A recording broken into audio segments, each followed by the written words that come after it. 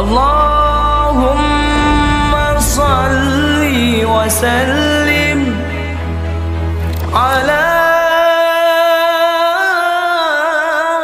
Sayyidina Muhammadin. Jadi majelis ilmu yang kita nggak ngerti bahasanya, Pak. Itu apakah kita juga dapat pahala juga yang 1000 itu aja? Kita ini nggak tahu apa yang dimaksud. Apakah tetap mendapatkan? Iya. Ya. Karena di dalam hadis disebutkan menghadiri majelis ilmu, baik itu faham atau enggak faham. Ya. Bahkan dalam suatu keterangan itu, kalau orang hadir majelis taklim sama sekali enggak membawa apa-apa, pulpen juga enggak membawa, buku juga enggak membawa. Ya. Sisi riwayat bahkan mungkin ilmunya belum diamalkan, barokah majelis ilmu, maka orang tersebut seperti ibadah 1000 tahun. Ini selain riwayat tadi yang 1000 rakaat. Maka sampai-sampai Allah di dalam Al-Quran itu melambangkan doa untuk Nabi, Rabbi zidni. Kalau nggak penting, nggak mungkin Allah Ta'ala memberikan arahan kepada Rasulullah, Rabbi zidni ilma. Dicek mawon mulai Fatihah sampai An-Nas. Kalau ada keterangan, ya Allah tambahi aku harta, nggak ada. Nggak ada. Secara khusus nggak ada. Yang ada adalah berikanlah aku tambahan suatu ilmu. Oke, wallahu a'lam. Monggo. Waalaikumsalam.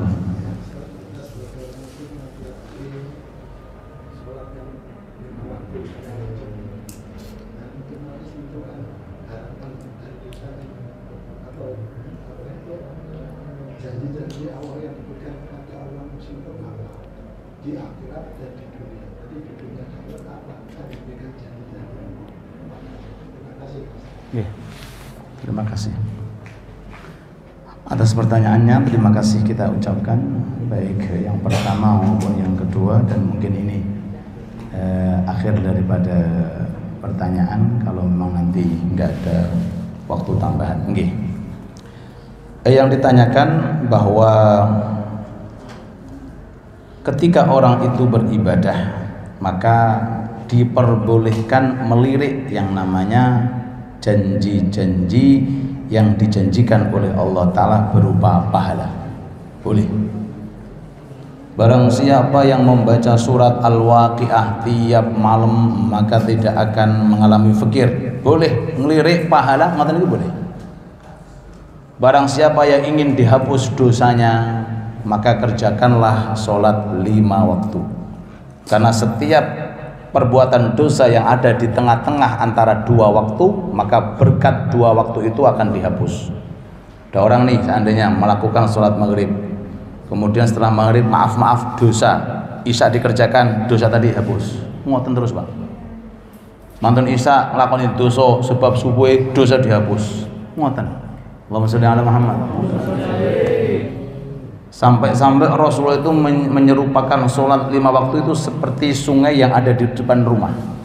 Hei sahabat, kalau ada sungai di depan rumah kamu mandi 5 kali, apakah ada kotoran yang tersisa? Mboten wonten ya Rasulullah. Begitu pula sholat 5 waktu. Itu hanya khususnya kita sebagai umat Nabi Muhammad SAW. Kalau umat sebelum kita nggak ada. Satu ndil.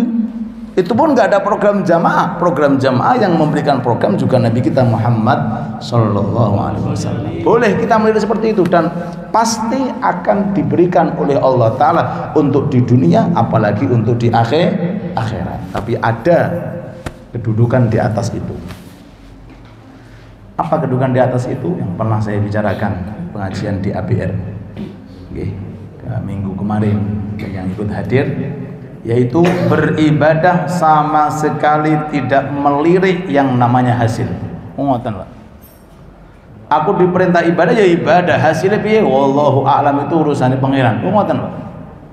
Sing penting aku sudah beribadah. Lho ngoten. Nah, ini lebih tinggi daripada yang pertama. Yang pertama pun nggak salah. Nggih, karena Allah Ta'ala menerangkan surga bagi orang yang taat. Kita akhirnya terpancing. Kenapa Anda sholat ingin surga? Kenapa Anda ingin ngaji? Ngaji karena ingin surga. Bagus. Diterangkan oleh Allah Ta'ala ancaman berupa neraka. Barang siapa yang maksiat ini bakal ini. Barang siapa yang melanggar hukumnya Allah bakal ini. Loh ya, akhirnya yang pertama dia terdorong karena pingin surga. Yang kedua karena dia terdorong takut untuk neraka. Takut ke neraka. Kedua-duanya bagus.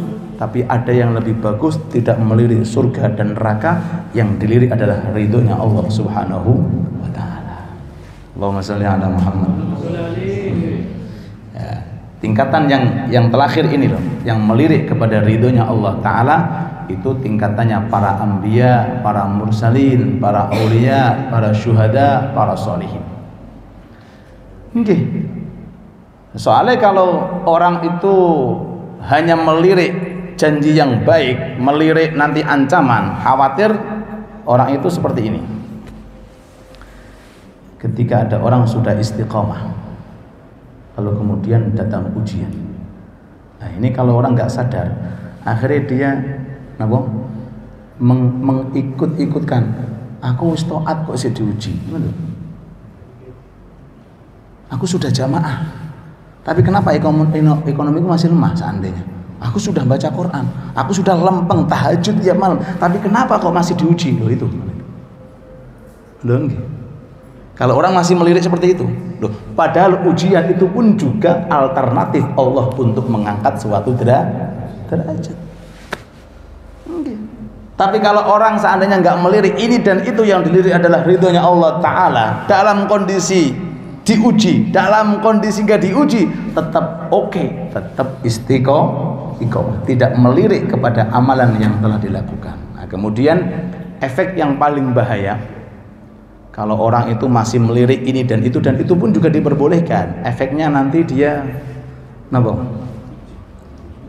ujub ya, merasa bangga, kemudian menyalahkan Allah, atau bahasanya itu suudzon dengan Allah, berprasangka buruk dengan Allah. Itu loh yang tidak taat kaya, kenapa saya yang taat miskin? Loh itu bahaya itu. Yang ahli maksiat nggak pernah diuji, saya yang zahirnya taat istiqamah kok masih diuji. Oh tambah bar karu-karuan. Tambah tidak karu-karuan. Kalau sudah seperti itu, maka kita harus mengontrol diri kita. Ya, mudah-mudahan kita dijaga oleh Allah Subhanahu wa ta'ala. Nah, hasil daripada kenikmatan taat di dunia yang paling nikmat dan tidak ada senikmat seperti itu adalah hasilnya? Merasa nikmat ketika melakukan taat. Hasil daripada taat di dunia adalah orang dikasih merasa nikmat untuk melakukan taat. Semisal nih, orang baca Quran, oh tambah mana ini? Halaman yang kedua. Diwaca lagi, rasanya enak. Halaman yang ketiga, wah kata seterusnya. Adapun hasil di akhirat tidak bisa dibayangkan oleh bayangan seseorang. Yang ada mudah-mudahan kita berdoa, mudah-mudahan husnul khatimah dan mudah-mudahan masuk surganya Allah Subhanahu wa ta'ala. Rabbana atina fid dunya hasanah wa fil akhirati hasanah wa qina adzaban nar. Allahumma rizqna husnal khatimah. Allahumma rizqna husnal khatimah.